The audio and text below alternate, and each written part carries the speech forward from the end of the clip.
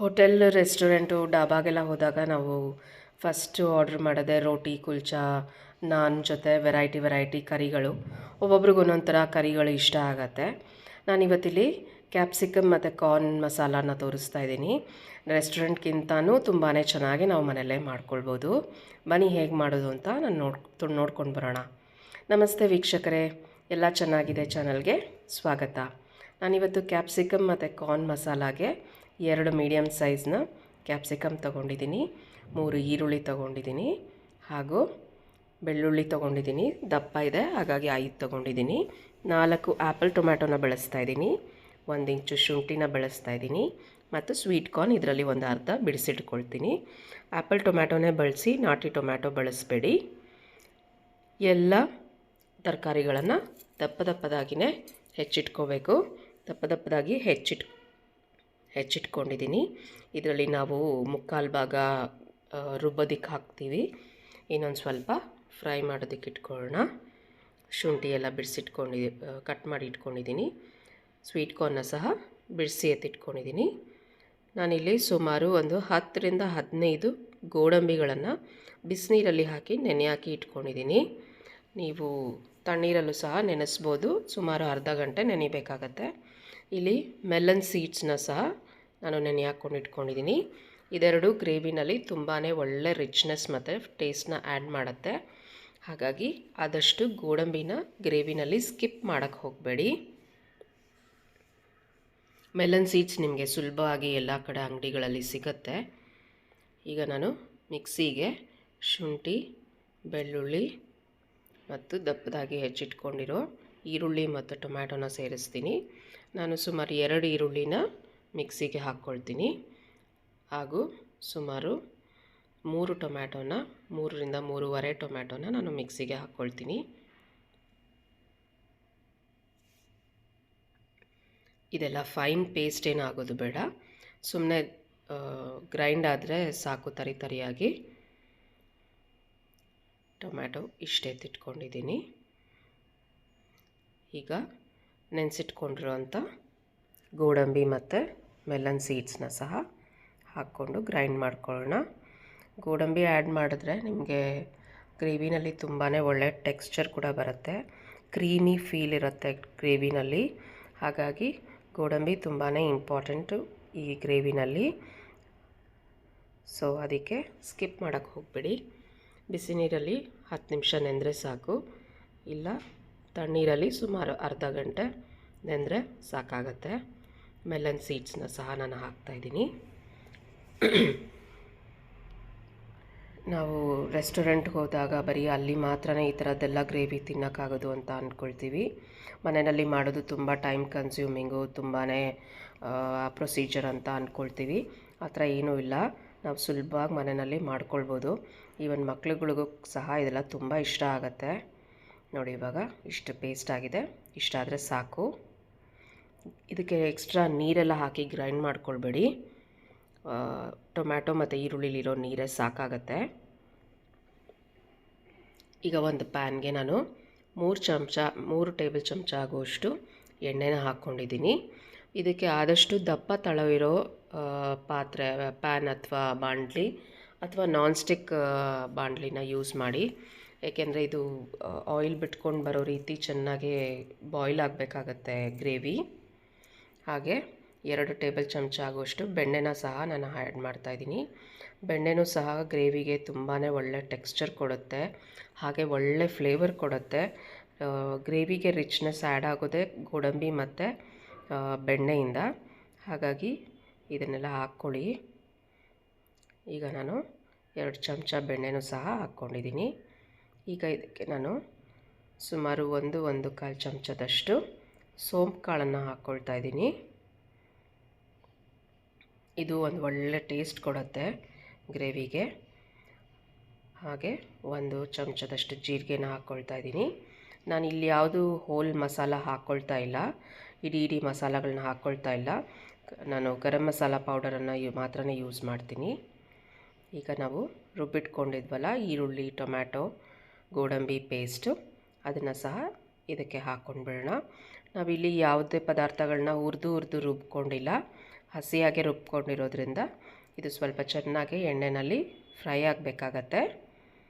ಹುರಿದು ಒಂದೊಂದೇ ಈರುಳ್ಳಿ ಟೊಮ್ಯಾಟೊ ಎಲ್ಲ ಒಂದೊಂದೇ ಹುರಿದು ಸಹ ಗ್ರೈಂಡ್ ಮಾಡ್ಬೋದು. ಆದರೆ ಅದು ಸ್ವಲ್ಪ ಲೆಂತಿ ಪ್ರೊಸೀಜರ್ ಅಂತ ನನಗನ್ಸುತ್ತೆ. ಹಾಗಾಗಿ ನಾನು ಈ ರೀತಿ ಫಾಲೋ ಮಾಡ್ತೀನಿ. ಇದು ಸಹ ನಿಮಗೆ ಟೇಸ್ಟಲ್ಲಿ ಏನೂ ಡಿಫರ್ ಆಗಲ್ಲ, ಅಷ್ಟೇ ಟೇಸ್ಟಿಯಾಗೆ ಆಗತ್ತೆ. ನೋಡಿ ಚೆನ್ನಾಗೆ ಬಾಯ್ಲ್ ಆಗಲಿ, ನಾವು ಮುಚ್ಚಿಟ್ಬಿಡೋಣ. ಇದು ಬಾಯ್ಲ್ ಆಗಿ ರೆಡಿ ಆಗೋ ಅಷ್ಟರಲ್ಲಿ ನಾವು ತರಕಾರಿಗಳನ್ನು ಆಯಿಲಲ್ಲಿ ಚೆನ್ನಾಗಿ ರೋಸ್ಟ್ ಮಾಡ್ಕೊಳ್ಳೋಣ. ಸುಮಾರು ಇಲ್ಲಿ ಪ್ಯಾನ್ಗೆ ನಾನು 1 ಚಮಚ ಎಣ್ಣೆನ ಹಾಕ್ಕೊಂಡು ಈರುಳ್ಳಿನ ಹಾಕ್ಕೊಂಡು ರೋಸ್ಟ್ ಮಾಡ್ಕೊಳ್ತೀನಿ. ದಪ್ಪದಾಗಿ ಹೆಚ್ಚಿದ್ದೀನಿ ಈರುಳ್ಳಿ. ಇದೇ ಥರ ಇರಲಿ, ಆ ಗ್ರೇವಿನಲ್ಲಿ ಮಧ್ಯ ಮಧ್ಯ ಸಿಗೋದವಾಗ ಚೆನ್ನಾಗಿರತ್ತೆ. ತುಂಬ ಸಣ್ಣದಾಗಿ ಹೆಚ್ಚಿದ್ರೆ ಅಷ್ಟು ಚೆನ್ನಾಗಿರಲ್ಲ. ನೋಡಿ ಎಲ್ಲ ಈರುಳ್ಳಿನೆಲ್ಲ ನಾವು ಈ ರೀತಿ ರೋಸ್ಟ್ ಮಾಡಿ ತರಕಾರಿಗಳನ್ನು ಗ್ರೇವಿನಲ್ಲಿ ಆ್ಯಡ್ ಮಾಡಿದಾಗ ಅದು ಒಳ್ಳೆ ಫ್ಲೇವರನ್ನು ಆ್ಯಡ್ ಮಾಡುತ್ತೆ ಗ್ರೇವಿಗೆ. ಹಾಗಾಗಿ ರೋಸ್ಟ್ ಮಾಡಿನೇ ಹಾಕ್ಕೊಳ್ಳಿ. ನೋಡಿ ಚೆನ್ನಾಗಿ ಈರುಳ್ಳಿ ಎಲ್ಲ ರೋಸ್ಟ್ ಆಯಿತು. ಇದನ್ನು ನಾನೀಗ ಒಂದು ಪ್ಲೇಟ್ಗೆ ಎತ್ತಿಟ್ಕೊಳ್ತೀನಿ. ಈಗ ಮತ್ತೆ ಅದೇ ಪ್ಯಾನ್ಗೆ ಇನ್ನೊಂದು ಚಮಚ ಎಣ್ಣೆ ಹಾಕಿ ನಾವು ಕ್ಯಾಪ್ಸಿಕಮ್ ಹೆಚ್ಚಿಟ್ಕೊಂಡಿದ್ದೀವಲ್ಲ ಅದನ್ನೆಲ್ಲ ಸೇರಿಸ್ಕೊಂಡು ಕ್ಯಾಪ್ಸಿಕಮ್ ಮೇಲೆ ಸ್ವಲ್ಪ ಬ್ರೌನ್ ಸ್ಪಾಟ್ಸ್ ಬರೋ ತನಕ ಚೆನ್ನಾಗಿ ರೋಸ್ಟ್ ಮಾಡ್ಕೊಳ್ಳಿ. ಹೀಗೆ ಮಾಡೋದ್ರಿಂದ ಕ್ಯಾಪ್ಸಿಕಮ್ದು ಹಸಿ ಫ್ಲೇವರ್ ಎಲ್ಲ ಹೋಗಿ ಚೆನ್ನಾಗಿ ಟೇಸ್ಟಿಯಾಗಿ ಆಗುತ್ತೆ. ಹಾಗೆ ಕ್ಯಾಪ್ಸಿಕಮ್ ಸಹ ಬೆಂದ್ಕೊಳ್ಳುತ್ತೆ. ಹಾಗಾಗಿ ಚೆನ್ನಾಗಿ ರೋಸ್ಟ್ ಮಾಡ್ಕೊಳ್ಳಿ. ಇದೆಲ್ಲ ರೋಸ್ಟ್ ಆಗ್ತಾ ಇರೋವಾಗ ಇನ್ನೊಂದು ಸೈಡಲ್ಲಿ ಗ್ರೇವಿ ಸಹ ಚೆನ್ನಾಗಿ ಬಾಯ್ಲ್ ಆಗಿ ರೆಡಿ ಆಗ್ತಾ ಇರುತ್ತೆ. ಹಾಗಾಗಿ ನಿಮಗೆ ಟೈಮ್ ಚೆನ್ನಾಗಿ ಬ್ಯಾಲೆನ್ಸ್ ಆಗುತ್ತೆ. ನೋಡಿ ಎಷ್ಟು ಚೆನ್ನಾಗಿ ಕ್ಯಾಪ್ಸಿಕಮ್ ಎಲ್ಲ ರೋಸ್ಟ್ ಆಗಿದೆ. ಇದನ್ನು ಸಹ ನಾನು ಎತ್ತಿಟ್ಕೊಳ್ತೀನಿ. ಈಗ ಮತ್ತೆ ಅದೇ ಪ್ಯಾನ್ಗೆ ಸ್ವೀಟ್ ಕಾರ್ನ್ನ ಬಿಡಿಸಿಟ್ಕೊಂಡಿದ್ವಲ್ಲ ಅದನ್ನು ಸಹ ರೋಸ್ಟ್ ಮಾಡ್ಕೊಳ್ಳೋಣ. ಸ್ವಲ್ಪ ಎಣ್ಣೆ ಹಾಕ್ಕೊಳ್ತೀನಿ. ಇದನ್ನು ಸಹ ರೋಸ್ಟ್ ಮಾಡಿ ಹಾಕ್ಕೊಳ್ಳೋದ್ರಿಂದ ತುಂಬ ಟೇಸ್ಟ್ ಚೆನ್ನಾಗಾಗತ್ತೆ. ಹಸಿ ಇದ್ದಾಗ ಟೇಸ್ಟ್ ಅಷ್ಟು ಚೆನ್ನಾಗಿರೋದಿಲ್ಲ. ನಿಮಗೆ ಈ ವಿಡಿಯೋ ಇಷ್ಟ ಆಗಿದ್ದಲ್ಲಿ ಲೈಕ್ ಮಾಡಿ, ಶೇರ್ ಮಾಡಿ ಮತ್ತು ನಮ್ಮ ಚಾನಲ್ಗೆ ಸಬ್ಸ್ಕ್ರೈಬ್ ಮಾಡಿ. ನೋಡಿ ಎಲ್ಲ ಚೆನ್ನಾಗಿ ರೋಸ್ಟ್ ಆಗ್ತಾಯಿದೆ. ನಾನಿವಾಗ ಇದಕ್ಕೇ ಒಂದು ಸ್ವಲ್ಪ ನೀರು ಹಾಕಿಬಿಟ್ಟು ಬೇಯೋದಕ್ಕೆ ಬಿಡ್ತೀನಿ. ಸುಮಾರು ಒಂದು 5 ನಿಮಿಷ ಬೆಂದರೆ ಸಾಕಾಗುತ್ತೆ. ಸ್ವೀಟ್ ಕಾರ್ನು ತುಂಬ ಬೇಗನೆ ಬೆಂದ್ಬಿಡುತ್ತೆ. ಈಗ ಇದು ಬೇಯೋ ಅಷ್ಟರಲ್ಲಿ ನಾವು ಒಂದು ಮಸಾಲ ಪೇಸ್ಟ್ ರೆಡಿ ಮಾಡ್ಕೊಳ್ಳೋಣ. ಅದಕ್ಕೆ ನಾನಿಲ್ಲಿ ಒಂದು ಬಟ್ಲಿಗೆ ಸುಮಾರು 1/4 ಕಪ್ ಆಗೋಷ್ಟು ಮೊಸರನ್ನ ತೊಗೊಂಡಿದ್ದೀನಿ. ಹಾಗೆ ಒಂದು ಅರ್ಧ ಚಮಚ ಆಗೋಷ್ಟು ಅರಿಶಿನ ಸಹ ಸೇರಿಸ್ತಾ ಇದ್ದೀನಿ. ಇದೇ ರೀತಿ ಎಲ್ಲ ಮಸಾಲೆಗಳನ್ನು ಮೊಸರಿನಲ್ಲಿ ಮಿಕ್ಸ್ ಮಾಡಿ ಹಾಕೋದ್ರಿಂದ ಅದು ಯಾವುದು ಗಂಟಿರೋದಿಲ್ಲ, ಎಲ್ಲ ಚೆನ್ನಾಗಿ ಈವನಾಗಿ ಮಿಕ್ಸ್ ಆಗುತ್ತೆ. ನಾನಿಲ್ಲಿ ಸುಮಾರು 1.5 ಚಮಚದಷ್ಟು ಅಚ್ಕಾರದ ಪುಡಿನ ಹಾಕ್ಕೊಳ್ತಾ ಇದ್ದೀನಿ. ನಾವಿಲ್ಲಿ ಬೇರೇನು ಹಸಿಮೆಣಸಿನ್ಕಾಯಿ ಎಲ್ಲ ಖಾರ ಎಲ್ಲ ಬಳಸಿಲ್ಲ, ಹಾಗಾಗಿ 1.5 ಚಮಚ ಹಾಕ್ಕೊಳ್ಳಿ. ಆಮ್ಚೂರ್ ಪೌಡರ್ ಒಂದು 1/4 ಚಮಚ, ಹಾಗೆ ಜೀರಾ ಪೌಡರ್ ಒಂದು ಅರ್ಧ ಚಮಚ, ಹಾಗೆ ಧನಿಯಾ ಪೌಡರು ಒಂದು ಪೂರ್ತಿ ಚಮಚ. ಮತ್ತು ಇಲ್ಲಿ ನಾನು ಸ್ವಲ್ಪ ಉಪ್ಪನ್ನು ಇಲ್ಲೇ ಆ್ಯಡ್ ಮಾಡ್ತೀನಿ. ಆಮೇಲೆ ರುಚಿ ನೋಡಿ ಬೇಕಿದ್ರೆ ಮತ್ತೆ ಆ್ಯಡ್ ಮಾಡ್ಬೋದು. ಸೊ 1 ಚಮಚದಷ್ಟು ಉಪ್ಪನ್ನು ಸಹ ಸೇರಿಸಿ ಇದನ್ನೆಲ್ಲ ಚೆನ್ನಾಗಿ ಮಿಕ್ಸ್ ಮಾಡಿ ನಾವು ಗ್ರೇವಿಗೆ ಆ್ಯಡ್ ಮಾಡ್ಕೊಳ್ಳೋಣ. ಈ ರೀತಿ ಮಾಡೋದ್ರಿಂದ ಎಲ್ಲ ಮಸಾಲ ಎಲ್ಲನೂ ಚೆನ್ನಾಗಿ ಬ್ಲೆಂಡ್ ಆಗಿ ಗ್ರೇವಿನಲ್ಲಿ ಈವನಾಗಿ ಮಿಕ್ಸ್ ಆಗುತ್ತೆ. ನೋಡಿ ಎಷ್ಟು ಚೆನ್ನಾಗಿ ಮಿಕ್ಸ್ ಆಗಿದೆ. ನೋಡಿ ಈ ಕಡೆ ಗ್ರೇವಿ ಎಷ್ಟು ಚೆನ್ನಾಗಿ ಆಯಿಲೆಲ್ಲ ಸಪ್ರೇಟಾಗಿ ಬಾಯ್ಲ್ ಆಗ್ತಾಯಿದೆ. ಈ ಗ್ರೇವಿ ಚಪಾತಿ, ರೋಟಿ, ಪೂರಿ ಅಥವಾ ದೋಸೆ ಜೊತೆ ತುಂಬಾ ಚೆನ್ನಾಗಿ ಕಾಂಬಿನೇಷನ್ ಆಗಿರುತ್ತೆ. ಕ್ಯಾಪ್ಸಿಕಮ್ ಮಸಾಲ ಜನರಲಿ ಎಲ್ಲರಿಗೂ ಇಷ್ಟ ಇರುತ್ತೆ. ಹಾಗಾಗಿ ಈ ರೀತಿ ಒಮ್ಮೆ ಕ್ಯಾಪ್ಸಿಕಮ್ ಮಸಾಲ ನಿಮ್ಮ ಮನೆಯಲ್ಲಿ ಟ್ರೈ ಮಾಡಿ. ಹೇಗೆ ಬಂತು ಅಂತ ನನಗೆ ಕಮೆಂಟ್ ಬಾಕ್ಸಲ್ಲಿ ತಿಳಿಸಿ. ನೋಡಿ ಇದನ್ನು ಸಹ ಮೊಸರದ ಪೇಸ್ಟ್ ಸಹ ನಾನು ಆ್ಯಡ್ ಮಾಡಿ ಈಗ ಇದಕ್ಕೆ ನಾವು ಹೆಚ್ಚಿಟ್ಕೊಂಡಿರೋ ಟೊಮ್ಯಾಟೊನೂ ಸಹ ಹಾಕ್ಕೊಳ್ಳೋಣ. ಇದೆಲ್ಲ ಮಧ್ಯದಲ್ಲಿ ಗ್ರೇವಿನಲ್ಲಿ ಸಿಗ್ತಾ ಇದ್ದರೆ ಚೆನ್ನಾಗಿರುತ್ತೆ. ಹಾಗಾಗಿ ಇದನ್ನು ಸೇರಿಸ್ಕೊಂಡು ಇದು ಎಲ್ಲ ಸ್ವಲ್ಪ ಚೆನ್ನಾಗಿ ಬಾಯ್ಲ್ ಆಗಲಿ ಅಂತ ಮುಚ್ಚಿಟ್ಬಿಡೋಣ. ಮೀಡಿಯಮ್ ಊರಿನಲ್ಲೇ ಮಾಡ್ಕೊಳ್ಳಿ, ತುಂಬ ದೊಡ್ಡ ಊರಿನಲ್ಲಿ ಮಾಡ್ಕೊಳಕ್ಕೆ ಹೋಗಬೇಡಿ. ಈಗ ನೋಡಿ ಎಷ್ಟು ಚೆನ್ನಾಗಿ ಟೊಮ್ಯಾಟೊನೂ ಸಹ ಬೆಂದು ಆಯಿಲ್ ಮತ್ತು ಎಲ್ಲ ಸಪ್ರೇಟ್ ಆಗಿ ರೆಡಿ ಆಗ್ತಾಯಿದೆ. ಈಗ ಸಾಕಾಗುವಷ್ಟು ನೀರನ್ನು ನೋಡಿಕೊಂಡು ಹಾಕ್ಕೊಳ್ಳೋಣ. ನಾವು ಮೊಸರದ್ದು ಪೇಸ್ಟ್ದು ಮಾಡಿ ಇಟ್ಕೊಂಡಿದ್ವಲ್ಲ, ಆ ಬಟ್ಲಿಗೆ ನೀರನ್ನು ಸ್ವಲ್ಪ ಆ್ಯಡ್ ಮಾಡಿ ಹಾಕ್ತಾಯಿದ್ದೀನಿ. ನಿಮಗೆ ಗ್ರೇವಿ ಯಾವ ಕನ್ಸಿಸ್ಟೆನ್ಸಿಗೆ ಬೇಕು ಅಂತ ನೋಡಿಕೊಂಡು ಆ್ಯಡ್ ಮಾಡ್ಕೊಳ್ಳಿ. ತುಂಬ ಜಾಸ್ತಿ ನೀರು ಆ್ಯಡ್ ಮಾಡ್ಕೋಬೇಡಿ, ಆವಾಗ ಅಷ್ಟು ಚೆನ್ನಾಗಿರೋದಿಲ್ಲ ಗ್ರೇವಿಗೆ. ಈಗ ನಾವು ಬೇಯಿಸಿಟ್ಕೊಂಡಿರೋ ಸ್ವೀಟ್ ಕಾರ್ನ್ನ ಆ್ಯಡ್ ಮಾಡ್ಕೊಂಡಿದ್ದೀನಿ. ಹಾಗೆ ರೋಸ್ಟ್ ಮಾಡಿರೋವಂಥ ಕ್ಯಾಪ್ಸಿಕಮ್ ಮತ್ತು ಈರುಳ್ಳಿನ ಸಹ ಹಾಕ್ಕೊಳ್ತಾ ಇದ್ದೀನಿ. ಇದನ್ನೆಲ್ಲ ಚೆನ್ನಾಗಿ ಮಿಕ್ಸ್ ಮಾಡಿ ಈ ತರಕಾರಿಗಳೆಲ್ಲ ಸ್ವಲ್ಪ ಗ್ರೇವಿ ಜೊತೆ ಬೇಯೋದಕ್ಕೆ ಬಿಡಬೇಕಾಗತ್ತೆ. ಹೀಗೆ ಮತ್ತಷ್ಟು ನಾವು ಇಂಟ್ರೆಸ್ಟಿಂಗ್ ರೆಸಿಪೀಸ್ನ ನಮ್ಮ ಚಾನಲ್ನಲ್ಲಿ ಪೋಸ್ಟ್ ಮಾಡ್ತಾ ಇರ್ತೀವಿ. ಸೊ ನಮ್ಮ ಚಾನಲ್ನನ್ನು ಫಾಲೋ ಮಾಡೋದನ್ನು ಮರಿಬೇಡಿ. ನೀವು ಹೇಗೆ ಬಂತು ಗ್ರೇವಿ ಅಂತ ನಮ್ಮ ಕಮೆಂಟ್ಸ್ ಬಾಕ್ಸ್ನಲ್ಲಿ ತಿಳಿಸಿ.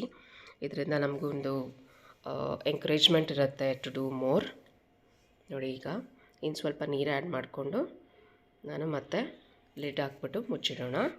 ಇದು ಸುಮಾರು ಒಂದು 2-3 ನಿಮಿಷ ಬಾಯ್ಲ್ ಆದಮೇಲೆ ನೋಡಿ, ಎಲ್ಲ ಮಸಾಲೆಗಳೆಲ್ಲನೂ ವೆಜಿಟೇಬಲ್ಸು ಎಲ್ಲನೂ ಚೆನ್ನಾಗಿ ಬೆಂದ್ಕೊಂಡಿದೆ. ಈ ಹಂತದಲ್ಲಿ ನೀವು ಉಪ್ಪು ಬೇಕಿದ್ರೆ ಚೆಕ್ ಮಾಡಿಕೊಂಡು ಆ್ಯಡ್ ಮಾಡ್ಕೊಳ್ಳಿ. ನಾನಿಲ್ಲಿ ಸುಮಾರು 1 ಚಮಚದಷ್ಟು ಉಪ್ಪನ್ನು ಸೇರಿಸ್ತೀನಿ. ಹಾಗೆ ಈ ಹಂತದಲ್ಲಿ ನಾವು ಕಸೂರಿ ಮೇಥಿ ಮತ್ತು ಕ್ರೀಮೆಲ್ಲ ಆ್ಯಡ್ ಮಾಡ್ತಾ ಬರೋಣ. ಈಗಿನೇನು ಆಲ್ಮೋಸ್ಟ್ ಫೈನಲ್ ಸ್ಟೇಜಲ್ಲಿರೋದ್ರಿಂದ ಕಸೂರಿ ಮೇಥಿ ಮುಂಚೆನೂ ಸಹ ಹಾಕ್ಬೋದು, ಬಟ್ ನನಗೆ ಈಗ ಹಾಕಿದ್ರೆ ಲಾಸ್ಟಲ್ಲಿ ಫ್ಲೇವರ್ ಚೆನ್ನಾಗಾಗತ್ತೆ. ನೋಡಿ, ಈ ಥರ ಕಸೂರಿ ಮೇಥಿನ ಕೈಯಲ್ಲಿ ಕ್ರಷ್ ಮಾಡಿ ಹಾಕಿ, ಆವಾಗ ಫ್ಲೇವರ್ ಚೆನ್ನಾಗಿರತ್ತೆ. ನಾನಿಲ್ಲಿ ಅಮೂಲ್ ಫ್ರೆಶ್ ಕ್ರೀಮ್ನ ಇಟ್ಕೊಂಡಿದ್ದೀನಿ. ಇದನ್ನು ಸಹ 1 ಟೇಬಲ್ ಸ್ಪೂನ್ ಹಾಕ್ತಾಯಿದ್ದೀನಿ. ಕಸೂರಿ ಮೇಥಿ ಸಹ 1 ಟೇಬಲ್ ಸ್ಪೂನ್ ತೊಗೊಂಡಿದ್ದೀನಿ.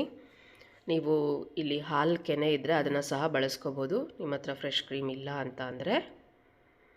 ಇದೆಲ್ಲ ಹಾಕೋದ್ರಿಂದನೇ ಟೇಸ್ಟು ಎನ್ಹಾನ್ಸ್ ಆಗೋದು ಮತ್ತು ಕ್ರೀಮಿ ಟೆಕ್ಸ್ಚರ್ ಬರುತ್ತೆ. ನಿಮಗೆ ರೆಸ್ಟೋರೆಂಟ್ಗಿನ ಬೆಟರಾಗಿಯೇ ಚೆನ್ನಾಗಿಯೇ ಇರುತ್ತೆ ಇದೆಲ್ಲ ಗ್ರೇವಿ ಮನೇಲಿ ಮಾಡಿಕೊಂಡಾಗ.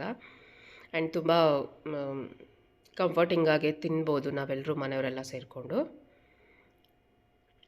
ಈಗ ನಾನು ಲಾಸ್ಟಲ್ಲಿ ಗರಂ ಮಸಾಲಾನ ಆ್ಯಡ್ ಮಾಡ್ತೀನಿ. ಗರಂ ಮಸಾಲ ಯಾವಾಗಲೂ ಕೊನೆಯಲ್ಲಿ ಆ್ಯಡ್ ಮಾಡ್ಕೊಳ್ಳಿ, ಆವಾಗ ಅದರದ್ದು ಫ್ಲೇವರು ತುಂಬ ಚೆನ್ನಾಗಿ ಘಮ ಇರುತ್ತೆ ಗ್ರೇವಿನಲ್ಲಿ. ಸುಮಾರು 1 ಚಮಚದಷ್ಟು ಗರಂ ಮಸಾಲಾನ ಸಹ ಸೇರಿಸ್ತಾ ಇದ್ದೀನಿ. ಈಗ ಇದೆಲ್ಲ ಚೆನ್ನಾಗಿ ಮಿಕ್ಸ್ ಮಾಡಿ ಒಂದೇ ಒಂದು ನಿಮಿಷ ಮುಚ್ಚಿಡೋಣ.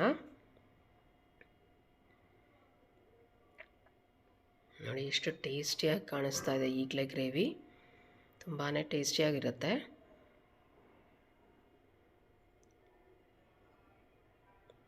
ಈಗ ನಾನು 1 ಚಮಚ ಆಗೋಷ್ಟು ಬೆಣ್ಣೆನ ಹಾಕ್ಕೊಂಡು ಮುಚ್ಚಿ ಆಫ್ ಮಾಡಿಬಿಡ್ತೀನಿ. ಬೆಣ್ಣೆ ಲಾಸ್ಟಲ್ಲಿ ಹಾಕ್ಕೊಳ್ಳೋದು ಆಪ್ಷನಲ್ಲು, ಟೇಸ್ಟ್ ಚೆನ್ನಾಗಾಗುತ್ತೆ ಅಂತ ನಾನು ಆ್ಯಡ್ ಮಾಡಿದ್ದೀನಿ. ನೋಡಿ, ಕ್ಯಾಪ್ಸಿಕಮ್ ಮತ್ತು corn masala tasty and delicious ಆಗಿ ರೆಡಿ ಆಯಿತು.